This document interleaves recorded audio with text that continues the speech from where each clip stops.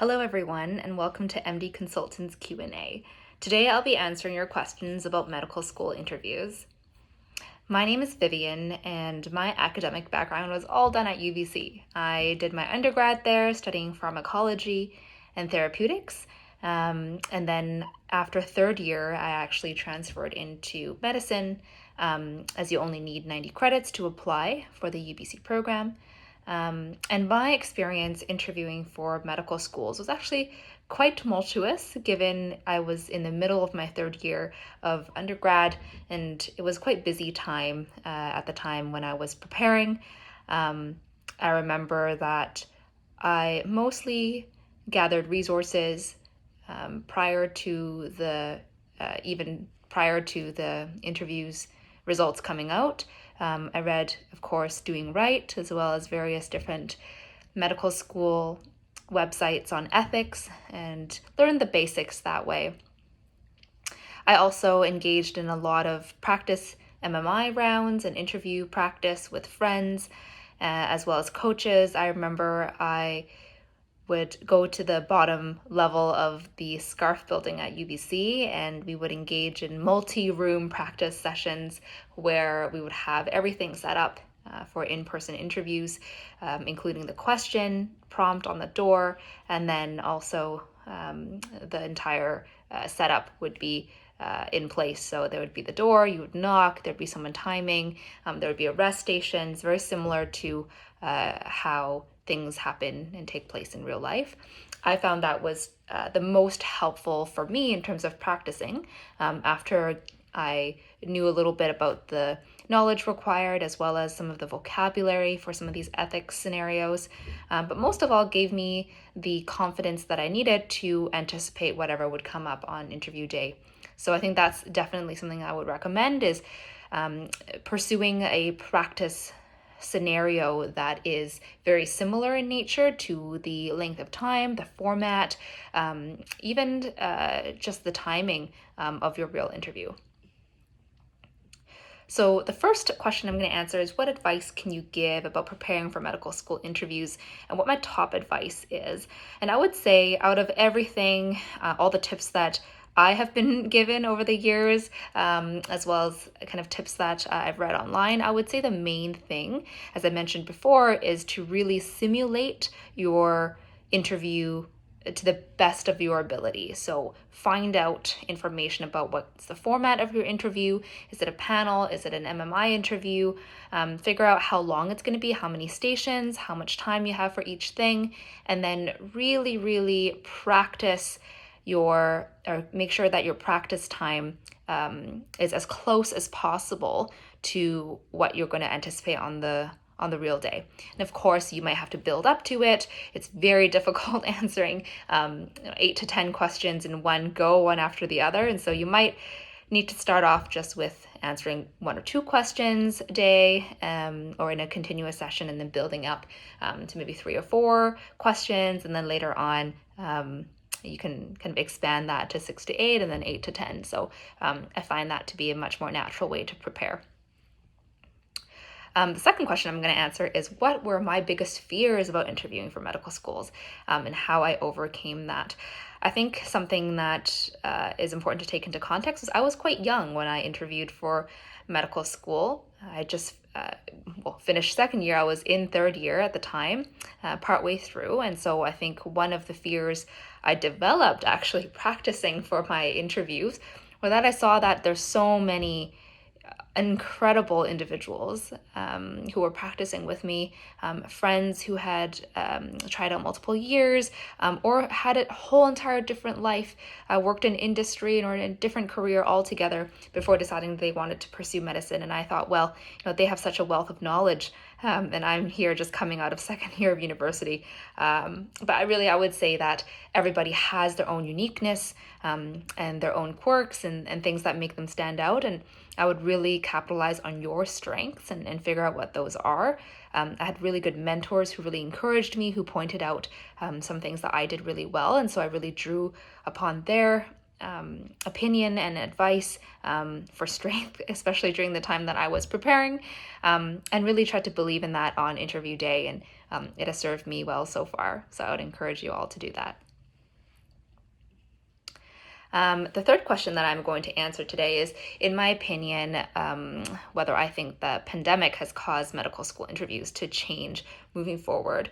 And the quick answer to that is really, of course, there's been lots of changes to the interview process, namely with virtual interviews, and now that everything is taking place online.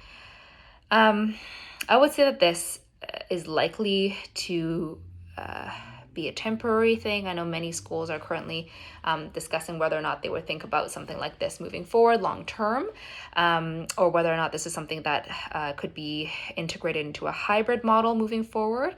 But I would say that there is a huge benefit to doing virtual interviews. Namely, there's less traveling and people don't have to be so concerned about adapting to new environments because they're able to do their interview at home. I also think that the pandemic has caused medical school interviews to take on a different kind of approach just in terms of structuring and communicating academic integrity, given candidates are at home and do have their ability to have resources around. I think it really requires a new lens to what it means to have really high ethical standards and how to communicate that to your candidates, and also to actually figure out if there's ways to enforce that if we are moving forward continuously with virtual interviews. The fourth question is whether I can give some advice on interviewing virtually.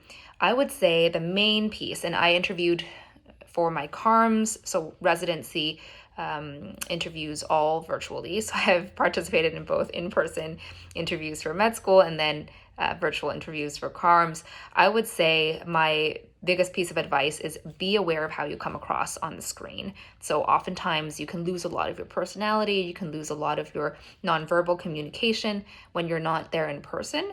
And so it's tough to really allow your interviewers to get to know who you are and just through the content.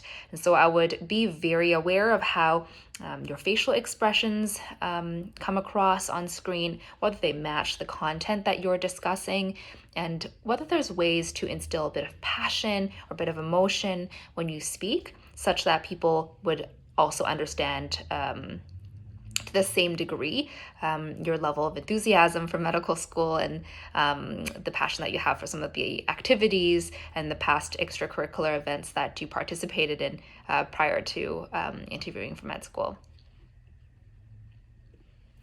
So the next question is how to prepare for online interviews.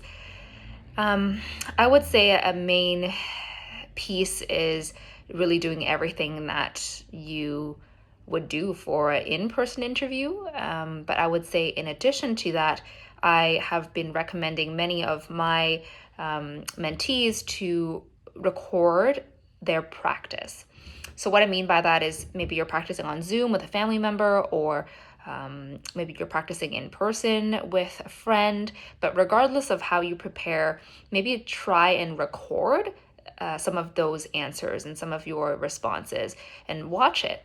Because sometimes there's things that come up that you don't expect, little quirks or ways that you repeat certain words, certain intonations that you use during your interviews and when you answer questions, especially when you're nervous, that you might not be aware of. And so I would say that that has been super helpful for a lot of my mentees. In addition, I would say, of course, practice in the format that you're going to be interviewed in. So if you're going to participate in an online interview, the best bet is to make sure that all your practice or most of your practice is done in a virtual format as well. Even if your family member is just in the other room, ask them to interview you on Zoom or to have a kind of video call with you, whether it's on FaceTime or any other platform, just so you're prepared for what the real interview process might be like. The next question is whether I think there is an advantage or a disadvantage regarding virtual interviews. Now, I have my own personal bias on this topic, and so I'm just gonna give that caveat to everyone here that my main preference is for in-person interviews because I just think it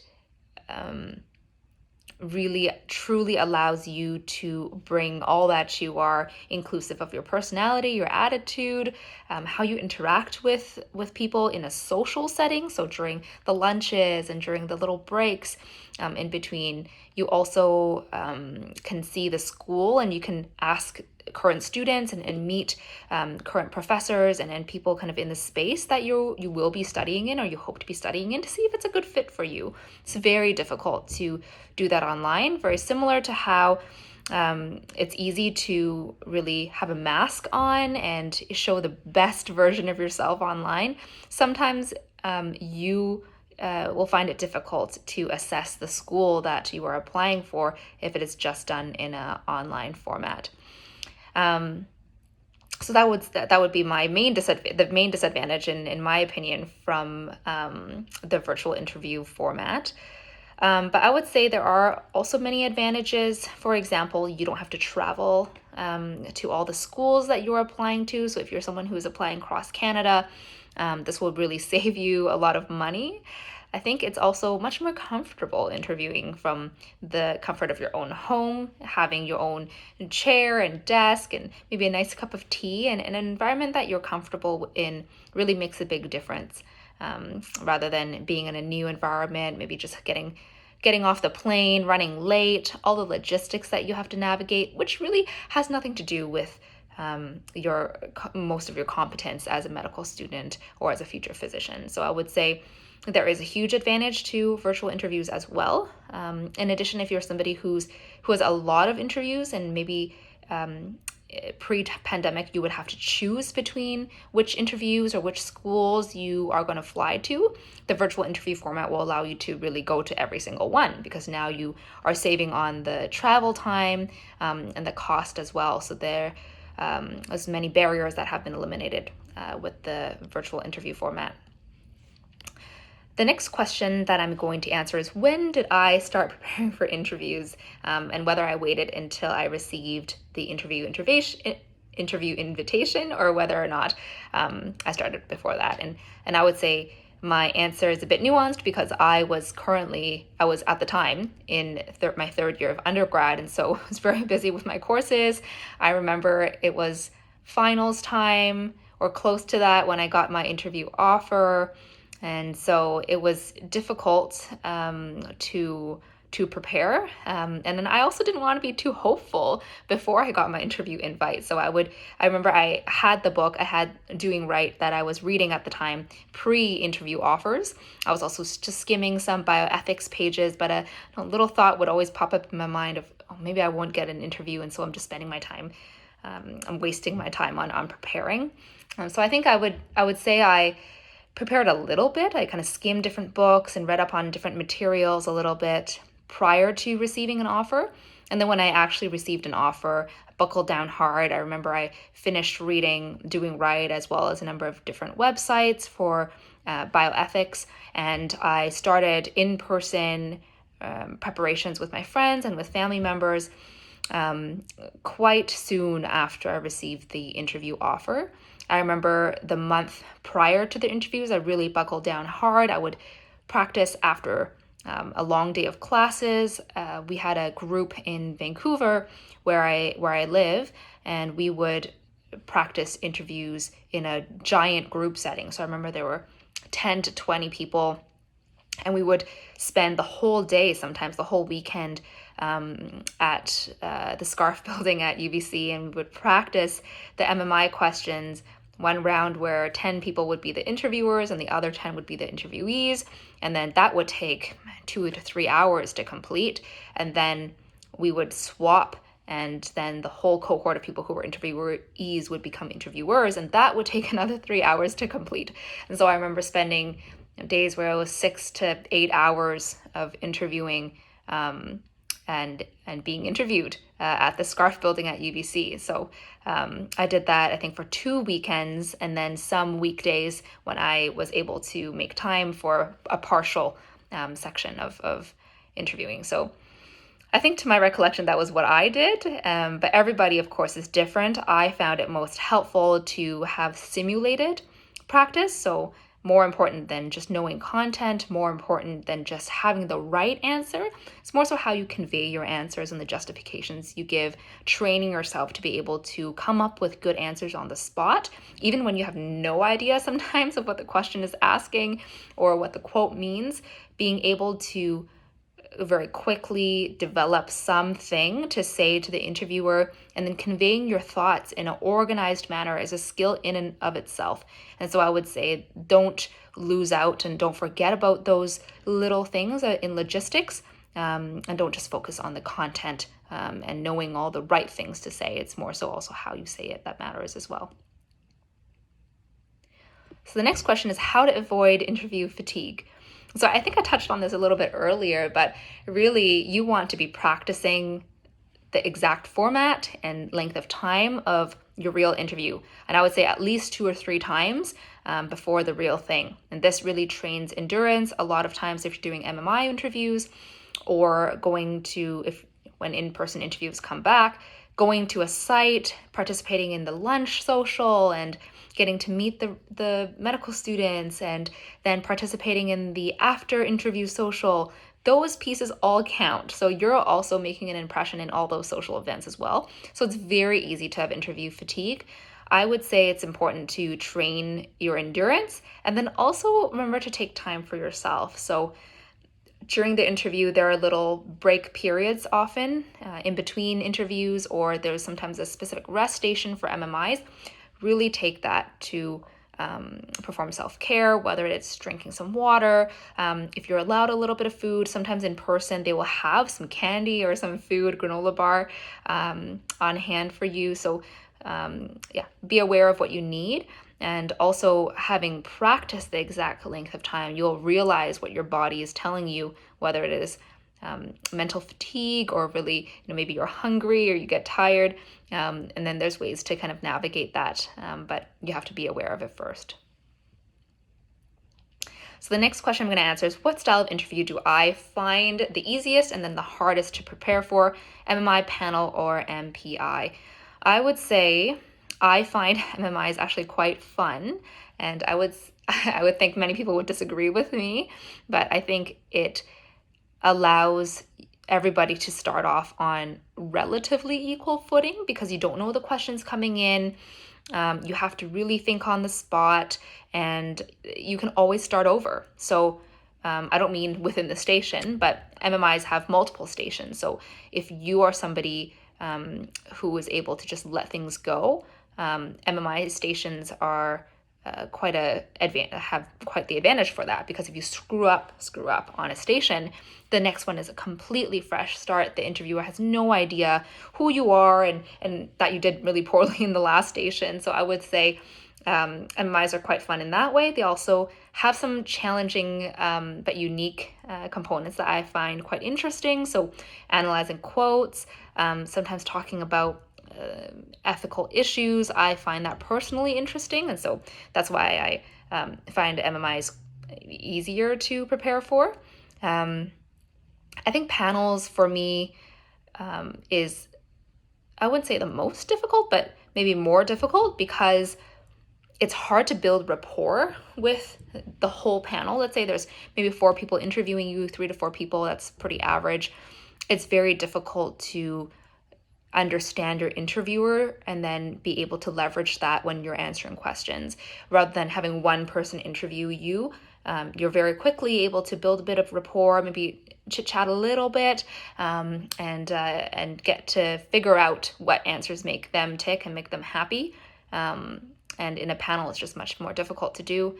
I remember when I was interviewing for residency, I had a panel of, I think, 9 people, and it was also virtual. So that made it quite difficult to just figure out, well, am I saying things that are in alignment with what they expect, or should I alter some of the answers, or talk about something else? And so it was very difficult actually to engage your performance. So in that way, I would say panels are quite difficult for me. So the next question is, what is the best way or tips to answer a tell me about yourself question? So I I think one thing that I've been telling some of my mentees is it is very easy to ramble and then to get lost in an interview question that is so broad. So I always say, well, narrow things down to 3 points. Even if you're nervous, even if it is a nerve-wracking conversation, you can probably remember 3 points going into the room. So I would say in answering a tell me about yourself question, think about 3 things that make you stand out, and 3 things that actually have had big impact on your life. So whether that means a big personal achievement or personal challenge, an interview or extracurricular activity that you've done for many years in your past life before medicine, or something that actually is very significant to you. I would practice that and in the mirror or at home with your family and friends when you're preparing for the interview, and make sure you have that story down packed, and make sure that that is something you're very familiar with. Make sure that you're not really scrambling for your details and facts on the day of. It's very easy to just lose track of all the little details of every single intricate story. So I would say you know yourself best, and really preparing for your answer is how you can answer this question most effectively. So the next question is, what is the best way to answer a why medicine question? So everybody has a different reason for coming into medicine.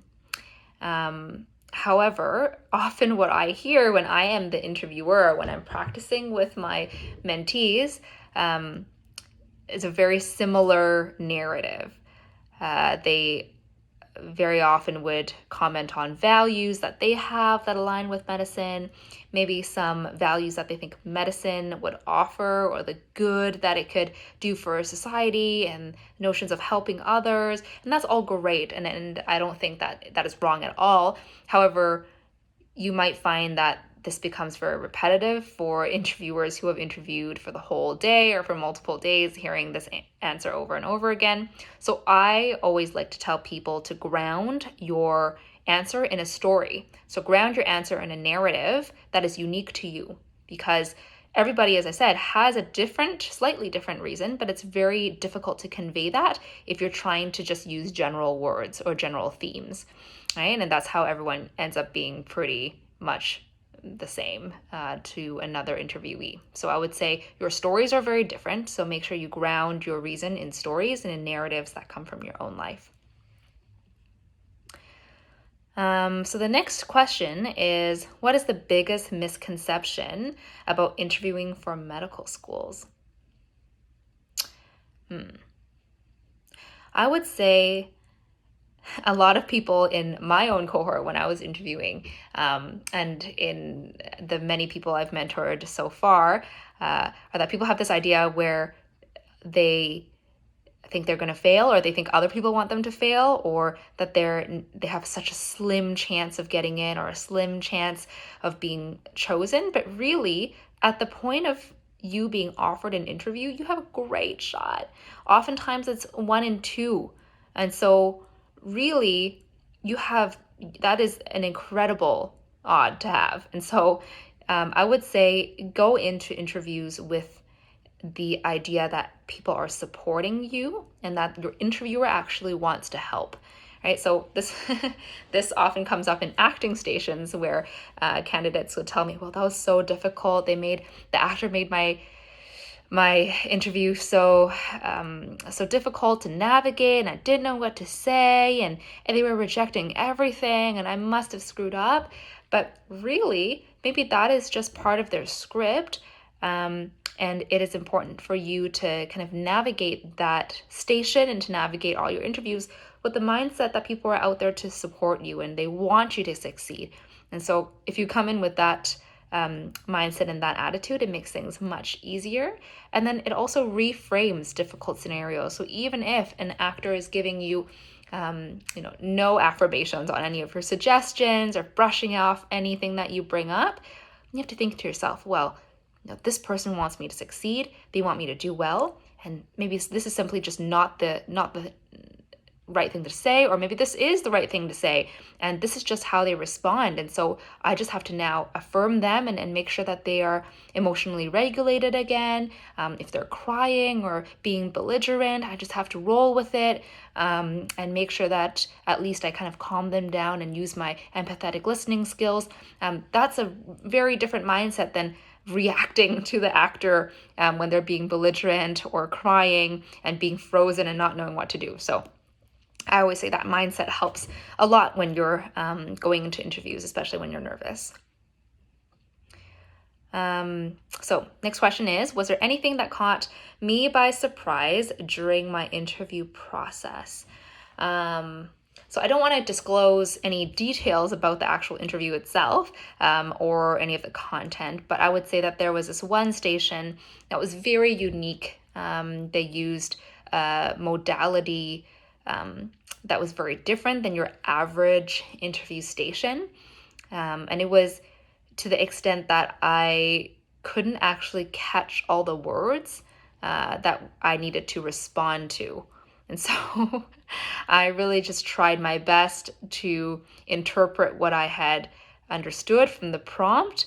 And to my surprise, the interviewer was actually very helpful in helping me navigate my way through it. I don't know if it was because they realized this is a very difficult station, or because this is part of their script, that they are working with you through that interview. But what I thought to be a very difficult, or what I expected to be a very difficult interview, actually turned out into one of my best stations, in my perspective. And I really had fun with that. And because that was really early on in my station of in the order of stations from my MMI, it really gave me a lot of confidence to really interact with the interviewers more in my subsequent stations. So those are all the questions that I'm going to be answering today. One thing that I did want to mention, though, was the fact that I think when you're preparing for your interviews, whether they be MMI, whether they be panel or single interviewer, I would recommend you to practice with different types of people. So oftentimes, if you have a coach, or if you practice with one friend, that's wonderful, and they'll end up knowing you really well and be able to give you lots of pointers. But I would say trying to interview with somebody who is in a different kind of group of peers, or in a part of your family, or somebody who's maybe a teacher or a professor, if they're able to give you the time, or somebody who's a complete stranger. So maybe bringing someone on, a friend of a friend, or a coach who you don't know, could be very helpful, because they can give you a fresh set of eyes in terms of interpreting your answers, in terms of just bringing maybe some feedback that you hadn't considered. I would also recommend you to give some thought as to, if you are going to get a professional coach, or you are going to select one or two kind of key people to help you interview, get to know a little bit about the context of who they are, because oftentimes I find, and this is personal opinion of course, I find that it's helpful to practice with somebody who is similar to you when you start off, because they're able to give you pointers perhaps from their own experience. So if you are a younger candidate, and you practice with a younger candidate, maybe they'll kind of be able to communicate very similar challenges that they faced, and ways that they leverage their experience despite their young age. It doesn't have to be just age. It could be maybe you come from a specific industry prior to medicine. So I have some friends who are engineers, and so maybe practicing with somebody who previously was an engineer, and now is in med school, or now is a physician, is helpful. And then at the end, or closer to kind of